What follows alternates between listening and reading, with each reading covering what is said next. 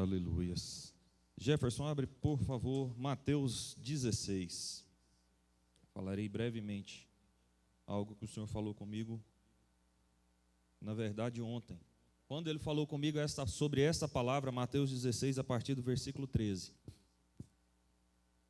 Eu até pensei, falei, vou fazer um esboço, eu irei trazer uma palavra sobre essa mensagem. Só que eu falei algo para o Senhor. Eu não vou guardar mais escolhendo o dia pelo qual o Senhor quer falar. O dia que o Senhor falar comigo vai ser o dia que eu vou falar com a igreja o que Ele me falou. E Ele me falou isso ontem quando eu estava saindo para cá. Ele voltou a me lembrar sobre essa palavra. A igreja quiser acompanhar no telão, pode ficar sentado. E chegando Jesus às partes de Cesareia de Filipe, interrogou os seus discípulos dizendo: quem dizem os homens ser o filho do homem? E eles disseram, uns João o Batista, outros Elias, outros Jeremias, ou um dos profetas. Disse-lhes ele: e vós, dizeis que eu sou? E Simão Pedro respondendo disse: tu és o Cristo, o Filho do Deus vivo. Pode deixar até aí. Aqui, irmãos, a palavra diz que Jesus estava passando pela Cesareia de Filipe. Agora eu falo sobre este lugar. E quando ele vinha passando, ele parou e perguntou aos discípulos: quem que os homens dizem aí que eu sou? Quem que eles estão falando que eu, o Filho de Deus, sou? E eles falaram, uns falam que é João Batista, outros falam que é um dos profetas, que é Elias, que é Jeremias. Cada um está falando uma coisa. E Jesus virou para os discípulos e perguntou: e para vocês, quem sou eu? E o Senhor está perguntando hoje para a igreja, para você, quem é Jesus? Quem é Jesus para você? Porque ali, Simão Pedro respondeu, que era Pedro: tu és o Cristo, o Filho de Deus vivo. Muitas vezes, se nós perguntarmos, se eu for perguntar sobre mim, eu chegar no irmão e perguntar assim: o que é que estão falando de mim? Ele pode muito bem me dizer: ó, fulano fala isso, fulano fala aquilo, fulano fala que você é isso, fulano fala que você é aquilo. É muito fácil apontar alguém falando de alguém. Mas e se eu chegar nele e perguntar, falando para ele assim: para você, quem sou eu?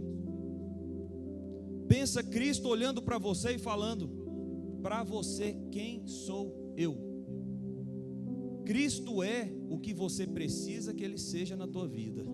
Se você precisa de um milagre, Ele é o dono do milagre. Se você precisa da cura, Ele é o dono da cura. Ele é aquilo que você precisa que Ele seja dentro da tua vida, porque Ele é todas as coisas, Ele é o princípio de tudo. Nada que nós vemos e temos hoje na terra existiria sem Ele, sem a palavra, sem o verbo vivo.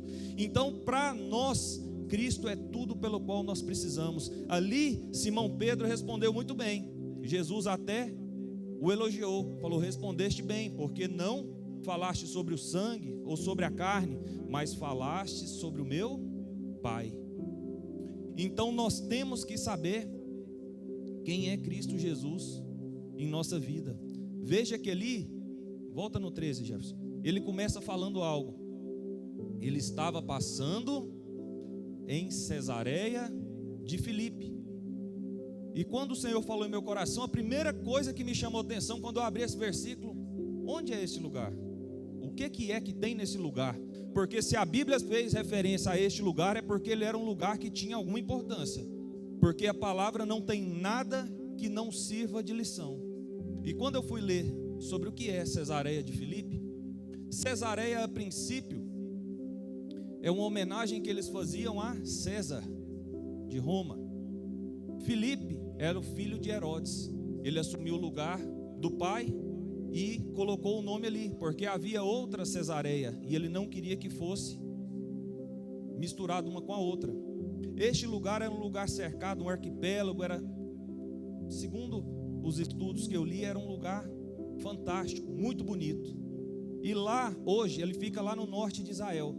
E lá, eles chamam de Paneia ou Baneia. Hoje, se nós formos pesquisar, este local chama Baneia. Na verdade, o nome original era Paneia.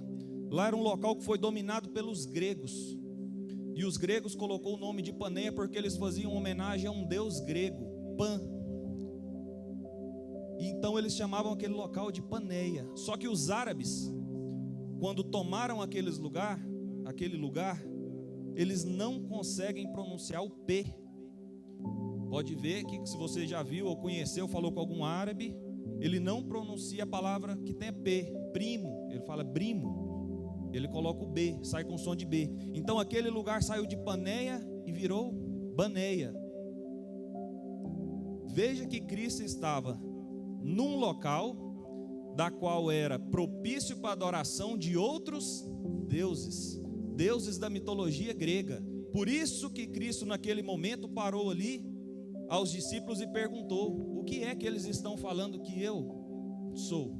Porque ele estava no meio de um povo que adorava deuses pagãos. Muitas vezes, se você parar para perguntar em alguns lugares quem é Cristo, quem é Jesus para você? Uai, é aquele que está na Bíblia, é aquele que fala que morreu. Cada um, quem não conhece verdadeiramente Cristo, cada um vai responder de uma maneira. Cada um vai falar algo, de alguma coisa. Só que a partir daquele momento ali, quando ele perguntou para Pedro, e Pedro falou, e Pedro respondeu, melhor dizendo, ele falou assim: pois também eu te digo que tu és Pedro, e sobre esta pedra edificarei a minha igreja, e as portas do inferno não prevalecerão contra ela.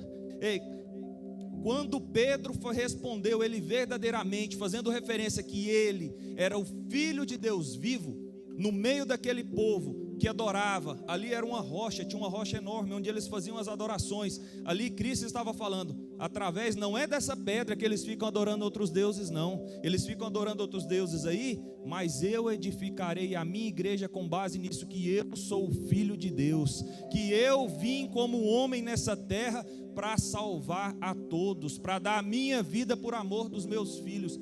E então Jesus ali naquele momento ali estava falando: esses aí adoram aí na pedra, mas não preocupa não, se você verdadeiramente me conhecer, você vai saber que eu vim para te salvar, que eu vim para mudar a tua história, que eu sou tudo aquilo pelo qual você precisa que eu seja na tua vida.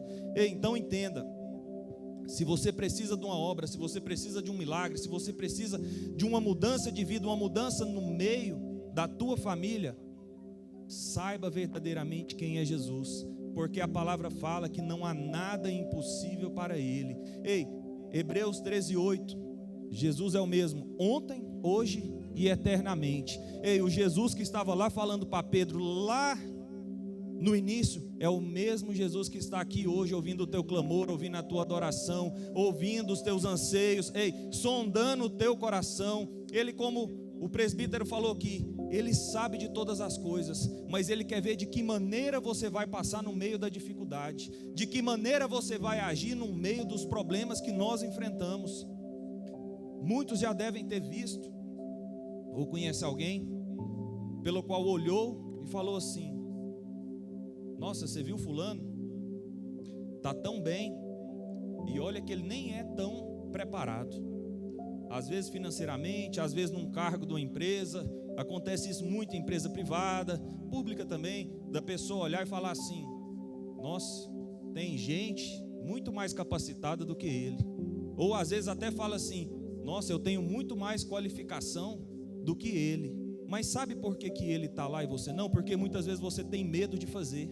Porque muitas vezes você se acovarda e fala assim: não, eu vou ficar quieto no meu canto, porque as coisas estão difíceis. E aquele muitas vezes podia não ter as qualificações técnicas que você tem ou que outros têm, mas ele colocou a cara e falou: eu vou fazer, eu vou dar o meu melhor. Ei, se precisa de alguém lá, eu sou o candidato. Ei, muitas vezes você está perdendo a bênção, como ele falou, porque no vale de osso seco, você para no meio da dificuldade e não passa profetizando. Ei, você passa, você olha algo que você quer, mas você fala assim: está tão distante, olha, mas está tão longe. E tem pessoas que passam como ele falou, ele passa em meio à dificuldade e fala: queria um carro daquele, eu não tenho não, mas eu profetizo que eu vou ter aquele carro. Ei, eu profetizo que eu vou ter condições de ter aquele carro. Ah, eu queria uma promoção no serviço, mas está tão difícil, está tão concorrido. Não, você vai acordar e vai profetizar: aquele cargo é meu, Deus vai prover aquele cargo para mim. Ei, Jesus tem o melhor dessa terra, eu quero aquele cargo e Deus vai fazer na minha vida. Nós temos que ter ousadia diante ao Senhor. Nós temos que profetizar em cima de todas as coisas. E não podemos jamais murmurar e esmorecer, parar num canto e deixar que alguém tome posse daquilo que é seu, porque muitas vezes nós deixamos os outros passar na nossa frente por falta de atitude nossa. Amém? Glória a Deus.